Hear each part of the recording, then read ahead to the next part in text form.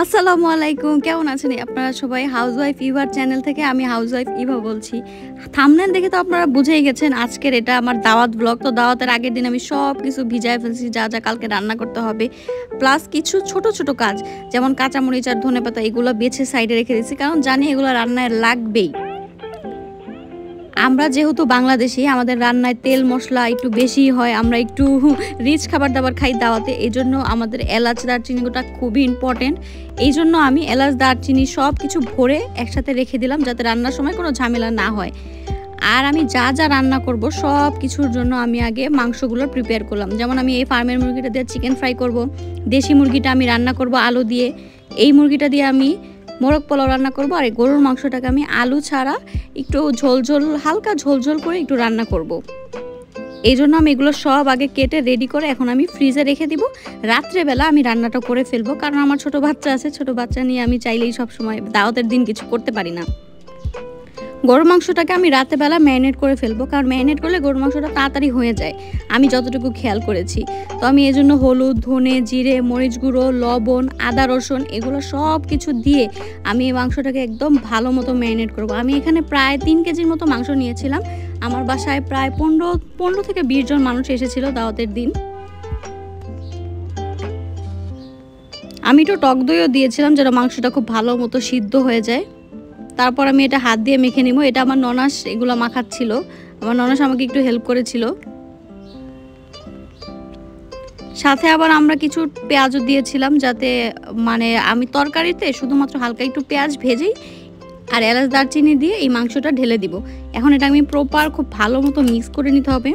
Mix করে তারপর আমি বেশিক্ষণ রাখবো না, 2 থেকে 3 ঘন্টা রেখে তারপর আমি চুলায় বসিয়ে দিব, কারণ দাওয়াতের দিনও সকালবেলা অনেক কাজ থাকে, তো চাইলেই দাওয়াতের দিন সকালে অনেক কিছু করা যায় না।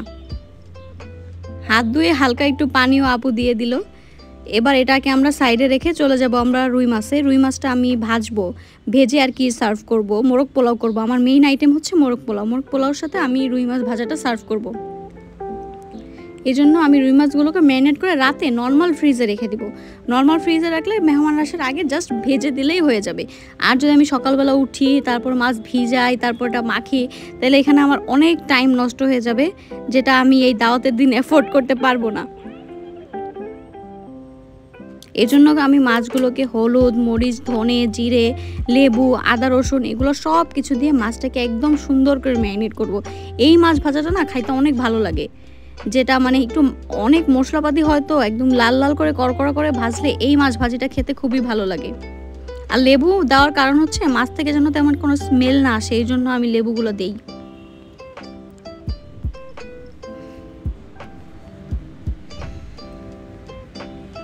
আমার মনে হয় দাওয়াতে রুই মাছ, রূপচাঁদা মাছ এই মাছগুলো ছাড়া আর কোনো দাওয়াতে মাছ যায় না। আর মাছ ভাজাটাই আসলে স্টার্টার হিসেবে আমরা বাঙালিরা খেতে পছন্দ করি। আমি প্রায় এখানে 2টার মতো লেবু দিয়েছিলাম, যেন কোনোভাবেই মাছের কোনো স্মেল না আসে, এই জন্য আমি 2টা লেবু দিয়েছিলাম এখানে। মাছগুলো সুন্দর করে মেখে এবার আমি এগুলো নর্মাল ফ্রিজে ঢেকে রেখে দিব, কালকে সকালে বের করবো। ডিপে রাখবো না, ডিপে রাখলে কি হবে, এগুলো পানি ছেড়ে দিবে, এই জন্য ডিপে রাখা যাবে না, এগুলো নর্মাল ফ্রিজেই রাখতে হবে। আর আমার থার্ড স্টার্টার হচ্ছে আমি কিছু চিকেন সাসলিক করব, এই জন্য চিকেনটাও আমি রাতেবেলায় ম্যারিনেট করে রাখবো। আমি এই জন্য বোনলেস চিকেন নিয়ে নিয়েছি, প্রায় 1 কেজির মতো চিকেন আছে আমার এখানে আমি মরিচ গুঁড়া দিব, ধনে গুঁড়ো দিব, জিরা গুঁড়ো দিব, লবণ দিব, সব নর্মাল বেসিক যে মশলাগুলো থাকে ওই মশলাগুলো দিয়েই আমি এগুলোকে সবগুলোকে ম্যারিনেট করব। এটাও আমি বেশিক্ষণ ম্যারিনেট করে রাখবো না, আমি লাঠির ভিতরে সবগুলো করে ফেলবো, কারণ সকালে আমি আর সময় পাবো না, এই জন্য এখনই আমি সাসলিক গুঁড়ো বানিয়ে ফেলবো। মাংসগুলো ম্যারিনেট করে তারপর আমি ক্যাপসিকাম, গাজর, পেঁয়াজ এগুলো কাটবো। আর আমি সাসলিকে একটু বারবিকিউ সসও দিয়েছিলাম, এটা অপশনাল, আপনারা চাইলে দিতে পারেন, না চাইলে না দিতে পারেন। সয়া সস, ডার্ক সয়া সসটা আমি ইউজ করেছি, আর একটু তেল দিয়ে এগুলোকে ভালো করে ম্যারিনেট করে ফেলবো। এবার আমি গাজর, ক্যাপসিকাম আর পেঁয়াজ কেটে নিয়েছি, তারপর আমি এগুলো ওই মশলার ভিতরে দিয়ে ভালো করে ম্যারিনেট করে ফেলবো। তাহলে মুরগির এই মশলাগুলো এই সবজির ভিতরেও ঢুকে যাবে, প্লাস সাসলিকটা খেতে অনেক টেস্টি হবে।